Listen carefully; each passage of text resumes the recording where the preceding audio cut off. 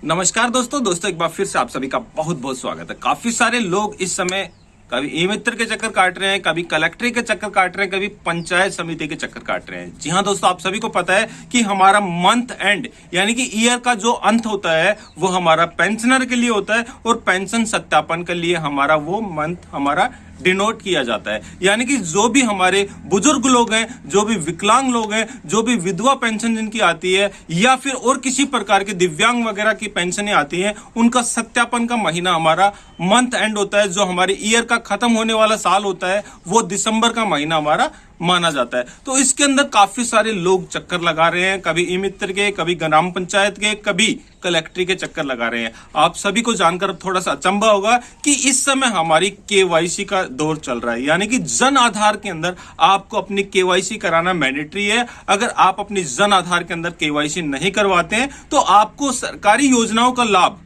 बहुत ही कम मिलेगा, या फिर हम दूसरे शब्दों में यह कह सकते हैं कि सरकारी योजना का लाभ अगर आपको उठाना है तो आपको अपने जन आधार की ई केवाईसी कराना मैंडेटरी है। अब काफी सारी दिक्कतें लोगों के सामने क्या आ रही हैं कि वो जैसे ही अपनी ई केवाईसी करवाते हैं तो उनकी कईयों की पेंशन क्लोज हो जाती है जो कि पहले आ रही थी, लेकिन वो ई केवाईसी कराने के बाद में उनकी मंथली जो आने वाली पेंशन है वो क्लोज हो जाती है। उसका एक वाक्य मेरे सामने भी निकल कर आया था कि एक महिला आई थी मेरे पास जिनकी 2 साल पहले से पेंशन आ रही थी और जैसे ही उनके बच्चे ने स्कॉलरशिप का फॉर्म अप्लाई करने के लिए अपने जन आधार कार्ड की ई केवाईसी करवाई। आप सभी को पता है कि स्कॉलरशिप का फॉर्म का हमारा लास्ट डेट रखी गई थी 31 दिसंबर 2023, जो कि कुछ कमी के कारण हमारी गवर्नमेंट ने उसकी डेट को एक्सटेंड कर दिया 31 जनवरी 2024। तो उसमें उनके बच्चे ने ई केवाईसी अपनी स्कॉलरशिप के फॉर्म को अप्लाई कराने के लिए कराई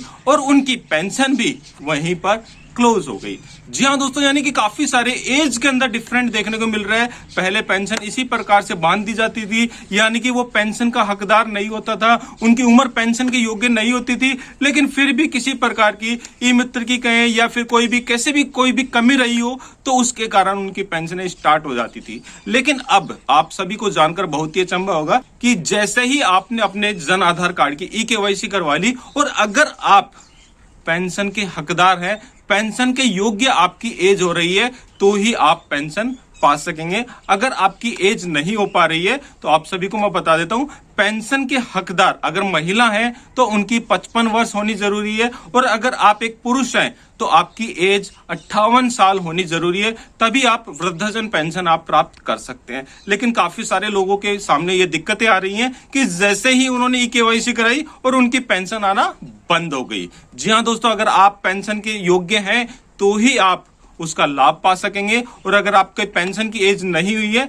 तो आपकी पेंशन अगर पहले से आ रही थी तो वो भी बंद हो जाएगी। ऐसा ही वाक्य मैं आपको अभी बता रहा था कि वो वाक्य था कि एक महिला की 2 साल से पेंशन वो ले रही थी और उनके बच्चे के फॉर्म भरने के लिए उन्होंने जैसे ही स्कॉलरशिप का फॉर्म भरने के लिए जैसे ही उन्होंने अपने जन आधार कार्ड की ई केवाईसी कराई तो उनकी माताजी की पेंशन आना बंद हो गई, क्योंकि उनकी एक्चुअल जो एज थी वो मात्र और मात्र 42 ईयर थी। जी हाँ दोस्तों, आपने सही सुना, जो कि 2 साल से पेंशन ले रहे थे उनकी मात्र एज थी 42 साल। और आप साथ सोच सकते हो कि 42 साल के अंदर पेंशन कैसे मिल सकती है। तो ये अब जो हमारी गवर्नमेंट ने ई केवाईसी का प्रावधान किया है, मैं तो उसको बहुत ही अच्छा मानता हूं, क्योंकि इससे जो जेन्युइन हकदार है, जिसको लाभ मिलना ही चाहिए, उसको ही वो लाभ मिलेगा और जो अवितरित लाभ ले रहे थे गवर्नमेंट का वो सारे के सारे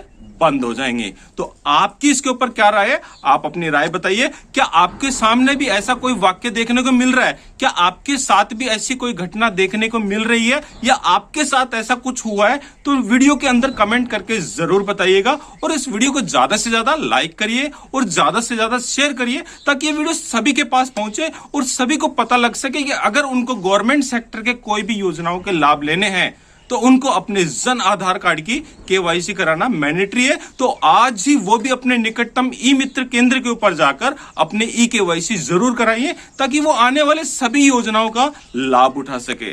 जी हाँ दोस्तों, यही कुछ छोटी सी इंफॉर्मेशन थी, सो तो आप लोगों के साथ शेयर कर ली जाए। वीडियो अगर आपको अच्छा लगा तो लाइक, शेयर, और अगर आप चैनल के ऊपर पहली बार आए तो चैनल को जरूर सब्सक्राइब करिएगा। जय हिंद, जय भारत।